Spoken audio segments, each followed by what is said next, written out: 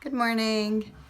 I'm going to do an update on our house. We haven't moved in yet, as I was hoping that we would by the end of August. I was hoping we would by last Christmas, so this is just really a slow thing. But I'm going to move it along today.